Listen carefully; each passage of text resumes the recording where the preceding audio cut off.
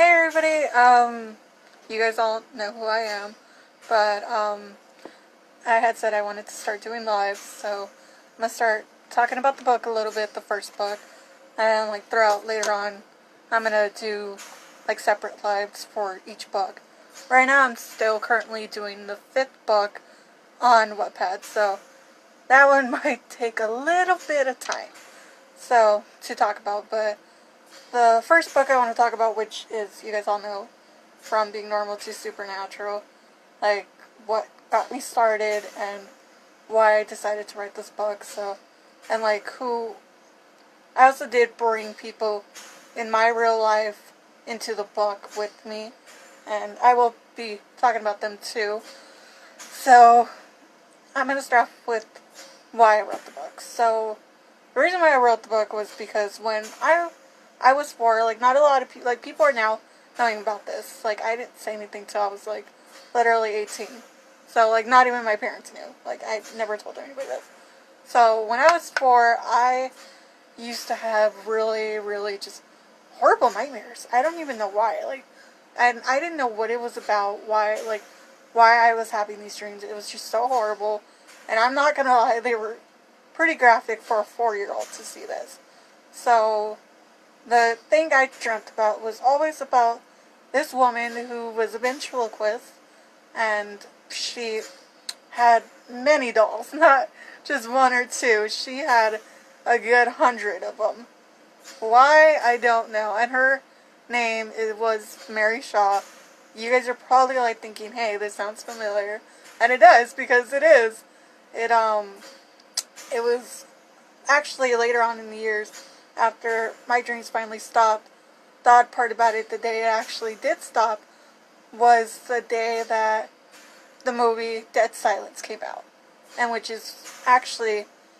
was my dreams apparently, was the movie Dead Silence. The movie actually is about a woman who is a ventriloquist, has many dolls, named, I don't remember the names of the movie, because there's so many of them. I'm not about to name all 100 of them.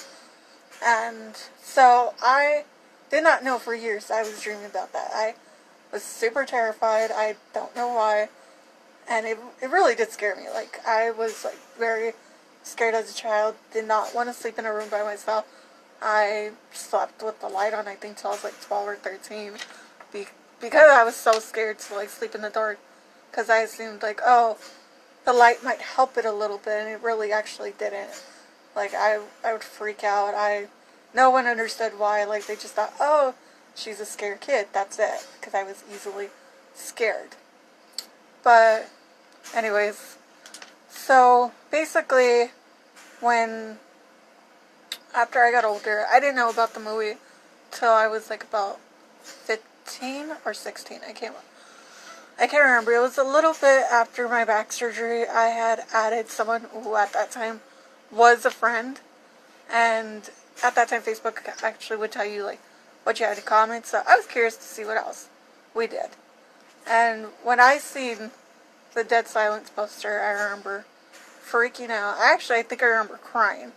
And I was just super no, no, no, no, no, this isn't real. I thought this was a joke or something, and when I looked at the movie and read what it was about, it was really hard. So, you can't say I really I took it well, because I didn't. I really didn't. I probably cried myself to sleep when I first found out about it, because it was just so scary. I didn't know how to process it. I didn't say anything till I was older, till I was a little bit older, and then a little bit after I found out, a couple months later, which was in January of 2012, I was you know what? I had decided, why don't I just try to write my feelings down? But I was I'm going to just write them down as a thing of me kind of what's the word? Kind of me writing down my feelings. But in a story way. So, I did do that, and I assumed, honestly, I would try to write a book before, and it would not go well. I would write 1 or 2 pages, 5 max, and then I just would hate the book. I would just start hating it. and I would just rip up the pages and throw them away. But with this series, like, I don't know what got me to continue this. Like, I just ended up being okay with it and stuff like that. So I just basically kept finishing the book, and still been going after all these years. So in 2012, I was actually in 11th grade at that time, and there was 4 characters at that time who I actually based them off people in my class at that time. And I'm going to talk about each person because I feel if it wasn't for them, and honestly, thank you, all of you, like, for everybody who watches this live, who shares the live, or, like, who's just helping me trying to get this book published, because it means so much to me, which I will tell you guys why, in a bit, why this book just means so much to me, and why I take it so personally, and why I take it so, like, serious when it comes to this book, and why I'm actually doing this live. So, the first person I want to talk about is, I think I'm gonna start with Ernie. So, Ernie, me and him met in 10th grade. We had a class together. We actually had homeroom together and did not know about it till we started talking a little more. We did not start talking at first. Like, it took like a couple months for us to start talking. But when we noticed that we were in the same homeroom, we would just, like, we would walk together after our class, like, to our homeroom and be like, hey, we just talked the entire time. And then, like, so me and him became fast friends. By 11th grade, we had became best friends. We would just consider each other best friends. We were super close and all that stuff.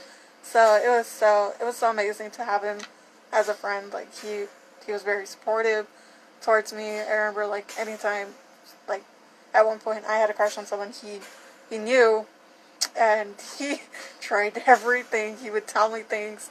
I was like, dude, like, what? Like, it was so crazy. He was really supportive, and especially about this book, like, I think was the last to know he was in this book.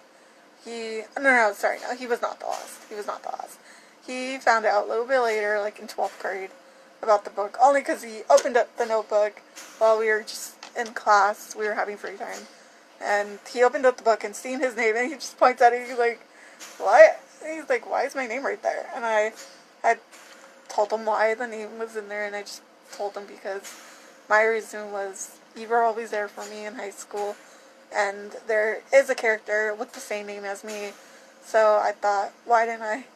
If I need you in real life, the character named after me needs you in the book. So he thought that was really sweet, and I actually thought it was too. So now onto the second person I'm going to talk about. I want to do a girl because I have 2 boys, 2 guys, and 2 girls. So, I'll just stick with the guys. So the next person I am going to talk about is Cesar Andrade. Because, honestly, I think out of everybody in the book, other than Ernie, like, and Brittany, I think the reason why I put him in the book the most, like, because me and him, I think we had just seen each other as brother and sister throughout high school, and it was, me and him, I think, had somewhat a little bit more of a bond than me and Ernie did, like, in a different way. Like, I had such a bond with Ernie. Me and Ernie considered each other like brother and sister at one point. I still feel with him, like, as a brother, even though I hardly talk to him as much as I used to, which I do miss him. We do talk here and there at times. But, with Cesar, like, he was such an amazing person with me. Like, he was so patient. Like, and honestly, that was really hard because I'm not gonna lie, I'm difficult at times, and I freak out over, like, the smallest things. And with him, I remember in 9th grade, like, this is, like, my reason for it. Like, he was always there for me when I needed him. And always, I'm going to use this phrase because I feel like there's another person who I consider to do this to me a lot. Protect me from myself. Because you guys all know, I have a heart condition, I have severe scoliosis, and I have collapsed lungs. Well, one collapsed and the other one severely collapsed, which is, well, if you're not familiar with that term, it's like somewhat collapsed. It's not completely collapsed, but it's halfway. Well, anyways, so when we were in 9th grade, which is around the time I met Cesar, I met him when I had started late high school, so I started like a month or two after, so everybody like already kind of knew each other, were like a little bit friends by then. So I just got thrown into the class, like out of nowhere, like just late in the year a little bit, and so everybody kind of already knew each other, and so I just walked in, which at that time, for some reason, I still don't know to this day why, but we did not have a classroom at that time. They did not have one ready for us, so we also didn't have a teacher, so we always had subs for some weird reason for like most of 9th grade. Well, so the sub at the time, who we considered our teacher at that moment, had me sit next to Cesar, and at first I was really shy. I was like, I did not think anything of him, or I was just trying to like just do what the teacher asked and stuff. And I remember him saying hi to me. He like talked to me for a bit, and it became like me and him became friends. And in 9th grade too, at the time, like a little bit after, like the first semester, I was fine. The second semester is where it kind of got hard for me, because my condition at that time, I didn't have the back surgery because we were still looking for a doctor, and at that time we were not aware that my spine had collapsed my lungs. We were not knowing what was wrong with me. So I would always I had PE second period, and every time after PE, I was just super tired, super drained. I looked gray from my face all the time, and I was very stubborn. I was very stubborn at that time. I didn't want to leave. I was just like, everybody would tell me like, why don't you go home or something? And I was like, no, I'm fine. Like, I'd pretend like I was fine, but in reality, I looked like I was about to drop to the floor, like I was gonna pass out. So I remember this one day when we got a classroom, we finally got a teacher, and she was super annoying. Oh my god. Oh, that teacher. I'm not gonna name her, but yeah, like if you had me in a class, you would know. But so that teacher was very like kind of, I'm not gonna say strict, but she was like one of those like she thought she knew what she was doing, and in reality, I don't think she knew how to handle kids very well. But when we were, well, we were in class this one day, I just was not feeling good. My body was fighting me extra that day, and I remember I was just sitting, like, it was so funny too, because all 9th grade, me and him sat next to each other, like, we had no choice in the process. We didn't complain about it, but we were just like, why us two? Why like, every teacher we got put us next to each other. Why? I don't know. We can't say if it was alphabetical order, because his last name's Andrade, mine's is Martinez. So we couldn't say it was alphabetically, unless they did through first names, but which I doubt it. But anyways, so then so I started putting my head down, and I was just like, I'm gonna relax for a little bit while we were just doing our work. But I just couldn't handle it that day. But I was just being really, really, really stubborn. And I remember Cesar was looking over, and he was like, "Are you okay?" And I just remember nodding my head and saying no, that I was not okay. I really just don't feel good. And I was just telling him, like, I just don't feel good. And he was telling me, like, why don't you tell the teacher? And I was like, no, you know the way she is. Like, she was actually talking at the time too. So I was like, you know the way she is. If we interrupt her, she's gonna, like, kind of, like, get mad and all that stuff. And I didn't want to hear her complaining. So he was like, so he stays quiet for, like, not a minute. Just, I would say, like, a minute. And then just straight out yells out that I was sick and I wasn't feeling good. I was like, I remember being so mad at him at that moment. I was just like, oh my god, I wanted to tell him off so badly at that moment, like in the anger of the moment, like in the heat of the moment. I was really mad. And yeah, she ended up asking me if it was true. I told her yeah. So the teacher assistant that we had took me to the office, and I ended up going home. And here's the reason why I put him in the book. my mom actually, like, what I was telling her, like, how I was actually refusing to go home. And she was like, well, I'm going to tell you this now. If whoever, like, said anything, either, like, if you wouldn't have said anything, like, basically, I would have pulled you out of school if you would have, like, made yourself, like, practically fall to the ground, like, faint. And you ended up in the hospital, I would have took you out of school. And I ended up telling her, like, I didn't say Cesar's name to her, but I did tell her, like, oh, one of my classmates who sits next to me, he ended up telling her. She's like, well, good, at least somebody did. I was like, oh my god. I was like, I never really, like, he knows about this story. I did tell him that, like, a while back. Like, me and him do talk here and there. And same thing with, like, also, I think just the thing why I put Cesar in the book is just, I always felt, like, when I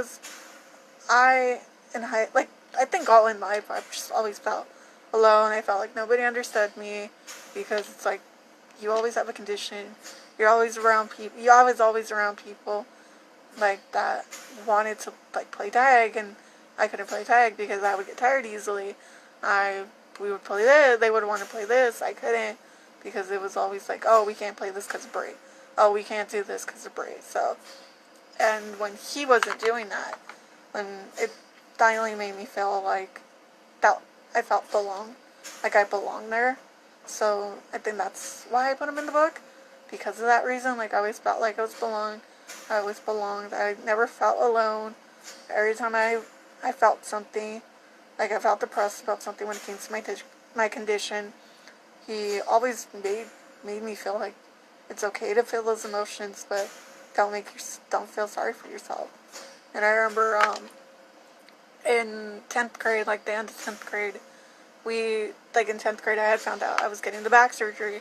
So I remember getting closer to it. I was completely, like, freaked out. I would shake a lot. I had a lot of bad nightmares about the dream. I couldn't sleep. At one point I started tuning people out. Like, people would be talking to me, and, like, I'd just be like, huh? Like, I don't know where, I would just tune people out from how freaked out I just was. Like, I would just, like, couldn't sleep. I couldn't think about anything other than that. And nobody really noticed, actually. I think my parents did notice, but, like, they just, like, oh, it's brave. Like, of course, like, she has the right to freak out a little bit, like, but I don't think they understood how, like, freaked out I actually was. And I don't think, like, I think the teachers did notice, but, like, they just, like, oh, well, she's getting back surgery. I think everybody just, like, seen it as, oh, she's getting back surgery. Of course, like, she's just, like, mentally preparing for it. So they didn't really say much or do anything about it. And I remember Cesar, like, he was telling me something about, I don't remember. I think it was about a girl or something like that. And I just did not pay attention. I really don't remember our conversation. I just remember it was, I think, about some girl he was either talking to or dating at that time. I don't remember. But, he knew I wasn't paying attention. Like, he knew, like, he had my attention, but at the same time didn't. And he was like, alright, what's wrong with you? I was like, what do you mean? Like, no, I'm fine. Like, and he knew something was wrong with me, and he's like, you're tuning people out. Like, I think he started to notice I was tuning people out. So he kind of got it out of me that I was freaked out. And I started telling him, and he was telling me, and oh my god, I remember when I told him the story, he starts like, oh, see, I knew I was right. I was like, oh my god. So, and he ended up telling me that it's okay to be scared. Like, he knew right there and then, like, I was going to be back. He's like, of course, I'm going to freak out. It's something, like, not a natural person would not freak out about. He's like, I think anybody would, but I know you're going to be here next year. I know you're going to be sitting, we're going to drive each other crazy next year. I was like, oh my god. I was like, it kind of helped me calm down a little bit, honestly. But I was still nervous about the surgery. I stopped tuning people out after that, actually, but I was still scared. I was freaked out. Because they told me with the surgery, like, the thing you guys gotta understand is that I was told there was an 85% chance I was gonna die. And barely, like, they were like, we don't even want to give this percentage, but this is like the percentage we'll give, because maybe like we might be right, that I was going to have a 15% chance of living. And I think that's what scared me the most, is that I was like, oh my god, I'm going to die. Like, I really assumed I was going to die during that surgery. And I think that's why I tuned people out. I was just so scared. I was like, oh my god, I would look around the room, like, when I was in school, like, everybody who I was like, oh my god, I'm never going to, I might not ever see them again, like, and it was just so insane. I was, like, practically almost wanting to cry over it, like, just because, like, I was so scared I wasn't going to ever spend time with Ernie. I was never going to, like, me and Cesar were never going to joke around again. Me and Jessica, who I'm actually going to talk about next, and it was just so hard for me at that time. But knowing that someone did see it, like, and, like, did say something, like, to me, like, hey, you're going to be okay, was something I think I needed. And I think because it came from him the most, like, I think it helped me a lot better. And I actually recently had just told him this. I don't know if it was me being, like, me missing everybody, or what, or I was just super drugged up, because they took longer than expected during the surgery. They took practically almost, I think they said 18 to almost a full day, like a full actual day. So I didn't wake up till like 2-3 days after the surgery. So I was like literally awake later on. But I would wake up in and out. And I remember this one time when I was awake, like I was still in and out at the time I woke up. I remember looking at the door, and I really believed I had seen Cesar and another classmate of ours named Boss at the door. And I was like, I remember when I fell back to sleep, and when I woke up days later, when I was finally able to talk and stuff, like, it wasn't that I wasn't able to talk, it's just, like, because I was more awake, so I could talk. So I asked my mom, like, hey, did anybody walk in while I was asleep, like, saying they go to bed with me? And she said no. Why? And I told her, when I woke up, well, like, I don't know how long ago, but I thought I seen people at the door. And she was like, no. And she actually did say, but she said, like, no, but the weirdest thing is that you said a name. And I was like, what? And she goes, yeah, she said that I had said Caesar's name.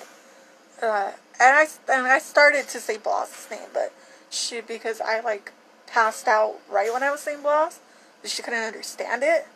So she's like, I don't know what you were saying. She's like, you were just like, I think you were super drugged up. And when she thought I said the name Cesar, I thought she thought her and my stepdad have a longtime friend named Cesar, so they assumed I wanted my Uncle Cesar there. And I was like, no, like, I doubt that was it. I think I really did believe at that time I did see them. So I think it was just that, like, again, the reason why I just wrote him in the book is because he always made me feel like I was a part of it. Like, I was a part of high school. I was a normal kid, even though I had the craziest life with all the medical stuff. But the next person who I'm also going to talk about is Brittany Gonzalez, or Brittany Marquez. So, Brittany, I met her off of a childhood friend named Francisco Sanchez. We call him Tito. Me and him were super close in elementary school, but in in middle school we ended up switching, like, tracks. So we, like, our school district, like, had tracks for, like, our schools that we went to, because there were so many kids, so we had to get placed on these things called tracks. So I was always on track C, he was on track track A, sorry, it was track A, he was track A, I was track C. So we weren't really in school that much, like, together. So it kind of sucked, because we went through elementary school together. Like, we went from 4th grade till, like, 6th grade together. So it was, like, from 4th grade And then in 5th grade, we were, like, 4th and 5th, we were just, like, stuck together. Oh my god. It got to the point where people actually thought we were a couple. Anyways, but not the whole point of him. So he had a group of friends named Brittany, Jennifer, and Joshua. And I ended up not becoming close to Brittany at first, actually. I did not start getting close to Brittany till we were seniors in high school. Because, actually, when we were seniors, for some reason, the district or the school decided to add another track and take some people from each track and put them into that track. So I ended up being track D later on, and so did Brittany, who was in track A throughout high school. So when she got placed in track D, me and her actually became super close. Like, oh my god, me and her are best friends / sisters to each other. Like, that's the way I think me and her just see each other. Like, we don't even call each other sister anymore. I mean, we don't even call each other friends anymore. We just say sisters at this point. Like, it's so funny too. Like, if you actually have me on Facebook, you'll know that my main account is named Brianna Gonzalez Martinez, and it's so funny. I remember my grandma from my mom's side, she ended up calling me one time, and she was like, oh my god, like, did you get married and not tell us? I was like, oh no, like, it was a joke that me and Brittany, like, Brittany's whole family knows about this. We had, like, this little thing where her mom adopted me, not officially, but, like, not legally, actually, but officially to us, like, I'm, like, the adopted child. So, me and her became super close. We're, like, still close to this day. Like, from 12th grade and on, we've just been inseparable. We talk every day. We either talk every day or every other day. Like, we're always talking to each other. So, like, I drive her crazy. She drives me crazy. And in the book, you're gonna see Brittany's character and like that. We're kind of like that, but we're more focused on, like, what is happening, which I am getting to the book later, like, a little bit later. Like, once I tell you about everybody who I did place into the book. And then I will talk about the book next. So, yeah, me and Brittany were super inseparable and stuff. I really love her, like, as a friend. She's, like, the best. And I'm so grateful to have her. Oh, just everybody that, like, I've had in my life. Like, oh, so many people kept coming, gone. But I'm, in a way, grateful for them. Because they were either a lesson or something like that. Well, I think the next person who I am going to talk about, and I am talking about last only because I hardly speak to this person anymore. Me and her used to be close, but not anymore. The details of why is not really important, and it's just not really important. So, anyways, the next person I am going to talk about is Jessica Munoz. Me and her were friends since 8th grade, and we basically we considered each other best friends by 10th grade too. So it was me, her, and Ernie who were super close, super best friends. But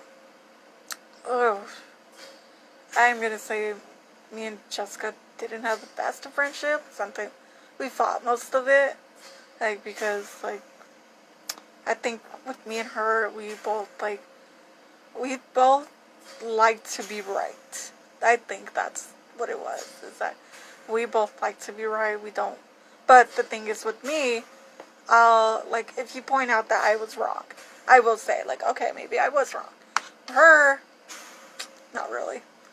But anyways, so we were super close. Like, we got close too. Like, she actually hung out with my family a lot. Like, if I had birthday parties, she was always here and stuff like that. So so it was so great to have her around. And oh my god, this is, like, annoying me, this oxygen thing and stuff like that. So I think that's it, because I really don't have much to say on Jessica. I think it's just me and her were best friends at the time. So I decided, like, I need both my best friends. Like, I need both Brittany, Ernie, Cesar, and Jessica. Like, I need all 4 of them into the book, because I think if it wasn't for me putting them in the book, I think the story would have came out so much differently and all that stuff. And Brittany actually does help me with the book too. Like, I'll run ideas by her, so she kind of like, I'll tell her like, hey, like, what do you think about this idea? Like, actually, me and her but I read her by her an idea the other day, which I actually did announce, which was the thing about Medusa and Hades. She knows I'm super obsessed with the Disney version of Hades. I am like, oh my god. I am like super obsessed with him. I actually, on my wall over there, like on that wall over there, I have the Hades cereal pot figure. It's like, it comes with cereal and like it's like a cereal basically, and then like the pop figures in there, like the old toys with in the cereal, so it's like that. I have not opened it. She knows I will never open it. Nobody, like, so when I actually am doing this chapter in book 5, where it's 15, in chapter 15 and 16, where the character who's named after me, she, her mother, hers and Caesar's mother's. Now, I'm actually going to go through, like, the roles in that, too. So, you'll learn a little more. But, I had put that all, like, supernatural creatures, like leprechauns, ponies, like, all that stuff, like, everything, like, stuff, I don't want to give you guys, like, a full detail on what's in there, because you guys need to read it for yourself. So, anyways, they're all being turned into stone, and the character named after me finds out, and she's just like, no, this is not gonna happen. And basically I'm putting that Medusa helps us, and the only way to find Medusa is if we get her from Hades, because Hades is the only person that knows where she's at. And at that moment, like, I'm not gonna give you guys too much, so, because you guys need to read the book for yourselves. And basically that, so I was telling Brittany, like, how I want to put them in there, and she and me both did agree, like, it is a little hard, because you want to put something that's, like, a little bit part of history, but when it's a little hard, because how so many people are critics every day. Like, I remember, I was telling Brittany the other day about how people are getting offended by Rudolph the Red-Nosed Reindeer. I was like, come on, people, you guys cannot get offended off of something that's been on for years on TV. So, I was telling her about, like, look at the critics for that. Like, oh my god. Like, it's so horrible. Like, what they're saying about that show. So, I was like, I do not want to be dragged for stuff like that. Like, oh my god, I'm trying not to offend anybody. In this book, like, I even at one point, like, I even actually made the decision to make one of the characters. He wasn't a main character in the first couple books. I think he will be named in the the fourth book? The fourth or fifth book. The fourth book, sorry. Oh my god. I have so much on my mind. And I'm a little nervous, so it's real hard. But Aiden, I'm gonna put that Aiden is bisexual. I am gonna have an LBG character in it. I again did not want to offend anybody, and I remember Brittany was telling me, she goes, dude, I think that's a good idea, because I think if you don't put one in there, you are gonna be dragged from the LBG community, because they're gonna think you are against them. When I'm not. Like, we actually had a gay friend at one point, so I don't mind gays at all. I don't mind anybody. Like, to me, I see it this way. Like, if you love someone, no matter whether they're a guy or a girl or transsexual, like, whatever gender they are, that is up to you. I don't see it any differently. I'm not gonna lie, like, I wouldn't consider trying it myself, like, only because I'm very, like, new to some stuff. So it's like, I think I would have a hard time with it, but I don't mind seeing other people doing it. If it makes you happy, then hey, go for it. Like, don't don't care about what anybody else thinks. Well, anyway, so basically now I'm going to start talking about like the roles of what Ernie, Cesar, Brittany, and Jessica do. So I'm actually going to start with Jessica and Ernie because they actually aren't in the book as much. They really aren't, because, and the only reason is because of that, because throughout the years, me and Jessica actually did stop talking. Like, I think at one point we stopped being friends. So, it kind of didn't make sense to me to, like, put her in the book so often. Like have her in the book so much. So, like, about book 2, she decides to leave. But she does, I'm sorry, she does return here and there. Not so much, a lot. But yeah, she does return. And then Ernie's really not in the book either as much. Only because, like, I'm not gonna lie, I see it this way, like, me and Ernie at one point, we like, after we graduated high school, me and Ernie, like, would get into little small arguments, and, like, here and there, like, it wasn't nothing big, like, we would have a fight, and then, like, a little, like, once we both cooled off, we both apologized and stuff, but at that time, I just felt like it was at a time when I was mad at him for something. It was one of those times we were fighting. But at the same time, I thought, like, Ernie's character is human. And so was Jessica's. So it's like, it didn't kind of make sense for them to really be in the book so much. Like, if they were in it, like, little by little, like, here and there, like that, I thought that was fine. So, yeah. And now for the character named after me, Cesar and Brittany. Brittany is a werewolf. She is technically actually a hybrid. So, she is a hybrid. If you don't know what that is, if you've never watched, like, the Vampire Diaries, or the originals, or, like, anything that has to do with werewolves or vampires, it is a mixture of a vampire and a werewolf. So, you combine those two together, it's a hybrid. So, she and the character that is married to her character is named Jace. They both are werewolves. Well, I'm sorry, they're both hybrids. So they're both hybrids. Now, for me and Cesar, we're both actually, in the book, we're actually related. So I think I used that brother-sister bond to make it look like we're related. So, which we are in the book. And I think that was, the perfect choice for it, because honestly, I've always felt like he was like a brother to me. So I think it was the best idea. So we are this thing that I'm trying to create, which is it's called Wizatch, which is basically a wizard / witch. And basically it's that. And how do I put this? Oh my god. Like, basically we're part witch, but I'm also part vampire. So, it is, yeah. But also because my character is also married to a vampire who's very old. He's like an original vampire. So, but I will tell you guys more later, because I feel like I'm starting to lose my voice. So, thanks.